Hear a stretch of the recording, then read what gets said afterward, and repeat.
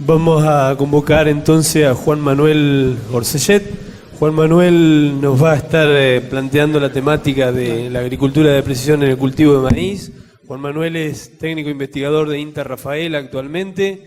Anteriormente estuvo en INTA Balcarce, especializándose en manejo de cultivos. Así que bueno, Juan Manuel, tu tiempo también. Bueno, muchas gracias. Bueno, le voy a hablar sobre precisión en maíz y particularmente, dado que mi especialidad es más que nada la fertilización y manejo y nutrición de cultivos, sobre dinámica de nitrógeno por ambiente. Bueno, como el módulo se llama eficiencia en el manejo de cultivo, un punto clave para la eficiencia o en el manejo eficiente de un cultivo es el manejo eficiente de los nutrientes y particularmente en nitrógeno. Si hablamos de maíz, hablamos de nitrógeno, por la importancia de este cultivo. Cuando hablamos de eficiencia en el manejo de nutrientes, hablamos de 4 requisitos básicos. La dosis óptima, en el lugar, en el momento y con la fuente correcta.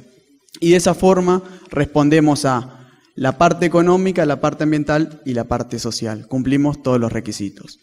Bien, el objetivo de esta presentación va a ser cómo determinamos la dosis óptima de nitrógeno en cada uno de los ambientes. Para determinar la dosis de nitrógeno de maíz o de cualquier cultivo, tenemos que conocer el rendimiento objetivo de cada ambiente. Además, debemos conocer la oferta de nitrógeno. Y la oferta de nitrógeno total incluye 2 componentes. El nitrógeno inorgánico, que es el nitrógeno que hay disponible al momento de la siembra, más el nitrógeno orgánico que por mineralización queda disponible para el cultivo. Tanto el rendimiento objetivo como la oferta de nitrógeno dependen de numerosos factores del suelo, como tipo de suelo, estado físico, manejo, rotaciones. Y todas estas variables tienen variación en un lote, no son constantes o no son uniformes en el lote. Por lo tanto, vamos a tener variabilidad en el rendimiento objetivo y en la oferta de nitrógeno, que son los factores que nos definen las dosis óptimas. Bueno, a modo de recordar, le hago un repaso de los métodos de diagnóstico de nitrógeno. ¿Cómo diagnosticamos nitrógeno en maíz? Tenemos 2 puntos claves, los que usan a la planta como método diagnóstico, como mostraba recién en trigo el NDVI, o los que usan al suelo como método diagnóstico. Entre los que usan al suelo, el más usado es el nitrato de la siembra. Medimos nitrato hasta los 60 centímetros y en función de eso aplicamos el nitrógeno que falta para llegar a un determinado umbral. O medimos nitrógeno en estadio un poquito más avanzado, en B6, que nos permite estimar o cuantificar parte de lo que va aportando el suelo hasta ese momento. Por otro lado, ya en estadios más avanzados, cuando el cultivo comienza a requerir con mayor demanda nitrógeno, ahí empezamos a usar sensores remotos, NDVI, como venían mostrando, similar al momento de un nudo en el cultivo de trigo. Y por último, y más que nada lo usamos la gente que trabajamos en fertilidad, cuantificamos el nitrato que hay en la base de tallo, en madurez fisiológica. Esta metodología nos permite determinar cómo hicimos las cosas desde el punto de vista nutricional. Nosotros determinamos el nitrógeno en base de tallo y ahí en función de eso vemos si la nutrición de ese cultivo fue deficiente, óptima o en exceso. Bien, le voy a presentar los resultados de unos sitios experimentales en el sur de Santa Fe, en la zona de Venado Tuerto. Bueno, tal como se muestra en el mapa, el tipo de suelo, según la carta de suelo de la provincia de Santa Fe, de 1 en 50.000, es un apludol éntico y la carta de suelo de la provincia de Santa Fe no nos diferencia tipo de suelo dentro del lote. Como ustedes pueden ver, el lote presenta elevado contenido de arena. Bien, sin embargo, cuando hicimos por topografía, lo que se veía a campo, pudimos, con un modelo digital de elevación, un DEM, pudimos determinar 3 zonas bien marcadas. Una loma en rojo, una media loma en amarillo y en verde un bajo. En cada uno de estos ambientes realizamos 3 ensayos en microparcelas con 3 repeticiones, evaluamos 5 dosis de nitrógeno, 0, 40, 80, 120 y 200 kg de N aplicado a la siembra, y previo a la implantación de cultivo hicimos un análisis de suelo. Cuando evaluamos el contenido de materia orgánica, se observa que pasamos de un contenido de materia orgánica de 1,5 en la loma a 3,2 en el bajo. Cuando evaluamos NAN, que el NAN es nitrógeno incubado en anaerobiosis, es un potencial de la mineralización o el potencial de mineralización que tiene otro suelo, vemos que hay diferencias muy marcadas entre zonas. La loma tiene 18 y el bajo tiene más del doble. Cuando evaluamos el nitrógeno inorgánico o nitrógeno de nitrato hasta los 60 centímetros de profundidad, vemos que no hay diferencia entre las zonas. Y bueno, fósforo no nos importa para el caso particular que estábamos, porque trabajamos sin limitante de fósforo, pero cuando evaluamos el contenido de arena entre zonas, vemos que pasamos de 82% de arena a 57%, que son ambientes muy contrastantes, lo cual nos repercute en la capacidad de almacenamiento de agua entre la loma y el bajo. Por ese motivo se hicieron balances hídricos para ambientes contrastantes, como es la loma y como es el bajo.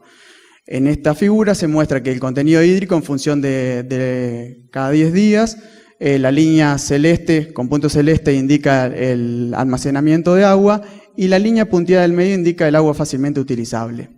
Se puede observar que en la zona gris hubo un déficit hídrico en el periodo crítico, en la loma. Y en la loma se puede ver que el cultivo arrancó con 200 milímetros al 1,5 metros de profundidad. Mientras que en el bajo, el cultivo arrancó con 320 milímetros, 120 milímetros más, y además en el periodo crítico no se detectó una deficiencia o un déficit hídrico. Entonces, en función del análisis de suelo, la diferencia potencial de mineralización y la diferencia de balance hídrico durante el ciclo de cultivo, es de esperar que haya diferentes aportes por mineralización en diferentes ambientes. Cuando medimos la mineralización aparente o el nitrógeno mineralizado o aportado por el suelo durante el ciclo de cultivo, lo hicimos con el método del balance. El método del balance estima el nitrógeno mineralizado en función del nitrógeno absorbido menos el nitrógeno disponible, que es el nitrógeno que hay al momento de la siembra, más el nitrógeno residual, que es el nitrógeno que queda en el suelo una vez que finaliza el ciclo de cultivo. ¿Qué vimos cuando comparamos zonas? Vimos que en la loma la mineralización fue solamente de 40 kilos de nitrógeno por hectárea, en la media loma fue de 70 a 75 y en el bajo fue de 85 a 90 kilos. Una diferencia estadísticamente diferente entre zonas. Sin embargo, esta metodología es poco práctica para que ustedes la usen en un lote. Entonces, nuestro objetivo era si podíamos usar algún análisis de suelo o algún análisis previo a la siembra para estimar el aporte de mineralización en cada uno de los ambientes. En función de eso, relacionamos esa mineralización cuantificada acá con el nano o el nitrógeno incubado en anaerobiosis. Cuando relacionamos esas dos variables, vimos que hay una buena relación para estos ambientes y para maíces de primera, que nos permite estimar con buena precisión la mineralización en cada uno de los ambientes, tanto en loma, en media loma y en el bajo.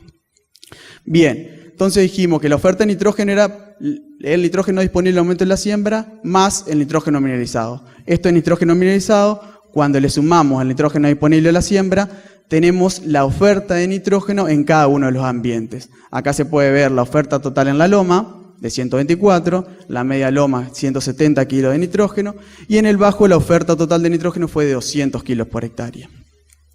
Bien, para determinar la dosis óptima dije que dependíamos del rendimiento objetivo y de la oferta de nitrógeno. Hasta ahora vimos lo que es oferta de nitrógeno. Y rendimiento objetivo, ustedes se habrán dado cuenta por la capacidad de almacenamiento de agua y contenido de materia orgánica, que la loma va a tener un potencial menor con respecto al bajo. Cuando evaluamos rendimiento de los diferentes tratamientos, vemos que en la loma pasamos de 5.400 kilos a un rendimiento máximo de 6.700 kilos, con la dosis de 80 kilos de N. Después el rendimiento se hace plató. Por otro lado, en la media loma, ya el rendimiento del testigo asciende y llega a los 8.000 kilos, consiguiendo el rendimiento máximo con la dosis de 120 kilos de N. Y por último, en el bajo, vemos que pasamos de 9.300 kilos del testigo a 12.300 kilos con la dosis máxima, que es la dosis de 200 kilos de N. Entonces, en función de esto, vemos que la dosis física, o sea, la dosis física que nos maximiza el rendimiento, varía en cada una de las zonas de manejo. Sin embargo, nosotros como profesionales, no solamente nos tenemos que quedar en eso, tenemos que ver la parte económica y cuántos kilos de nitrógeno producimos con un kilo cuántos kilos de grano producimos con un kilo de nitrógeno. Por eso usamos la eficiencia de uso de nitrógeno, que es la cantidad de kilos de grano que producimos con un kilo de nitrógeno. En esta gráfica se muestra la eficiencia de uso de nitrógeno en función de la dosis. Se marca 6:1 porque es la relación actual de los costos que tenemos. Necesitamos 6 kilos de maíz para pagar 1 kilo de nitrógeno. Todo lo que está por encima de la línea negra, todo lo que está en celeste, es la ganancia que tenemos de la fertilización.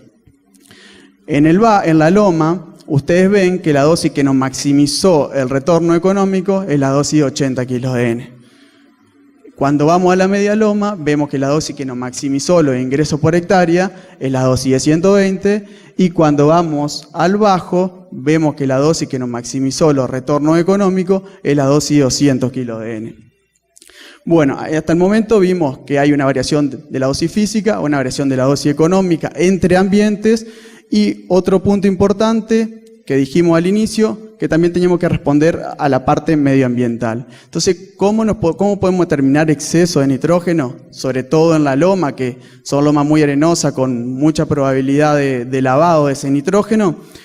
Para eso usamos el contenido de nitrato en base de tallo. Se cortan por encima de 10 centímetros de suelo, 15 centímetros de base de tallo, y se determina cuánto nitrógeno y nitrato hay ahí. Esa metodología nos permite determinar una zona de eficiencia cuando hay menos de 1000 partes por millón, una zona de nivel óptimo cuando está entre 1000 y 2000 partes por millón, y una zona de exceso de nitrógeno cuando hay más de 2000 partes por millón en la base del tallo. ¿Qué pasó en la loma? Acá se grafica el contenido de nitrato en base de tallo en función de la dosis de nitrógeno. La zona gris es la zona óptima, por encima hay exceso, por debajo está en la zona de eficiencia. Y en la loma se ve que la dosis de 120 y la de 200, el contenido de nitrato en base de tallo fue superior a las 2000 partes por millón, lo cual nos estaría indicando que ese cultivo tuvo exceso de nitrógeno. Cuando vamos a la media loma, vemos que el que está en el límite es la dosis de 200 kg de N, que está al límite lo que indicaría un leve exceso, y cuando vamos al bajo, vemos que ninguna de las dosis nos manifestó un exceso de nitrógeno. Esto nos estaría indicando que al aplicar una dosis elevada, en la loma hay gran riesgo de que ese nitrógeno aplicado sea lavado como nitrato y posterior contaminación de la napa. Bueno, como consideraciones finales, en este tipo de ambiente, en el sur de la provincia de Santa Fe, pudimos determinar diferencias entre zonas en variables físicas y químicas del suelo. Hubo una variabilidad espacial de la mineralización y por ende la oferta de nitrógeno del suelo, es decir, la loma mineralizó la mitad de lo que mineralizó el bajo, y esa variabilidad en la mineralización y en el potencial de rendimiento de cultivo nos repercutió en una variación de la dosis óptima física y variación de la dosis óptima económica. Y además pudimos determinar exceso de nitrógeno. Como cerrando la charla, vemos que el manejo de nitrógeno por ambiente en este tipo de suelos no solo nos permite una mayor rentabilidad, sino también nos permite disminuir el impacto ambiental de la fertilización. Y de esta forma contribuimos a las mejores prácticas de manejo de los fertilizantes. Bueno, muchas gracias, Juan Manuel.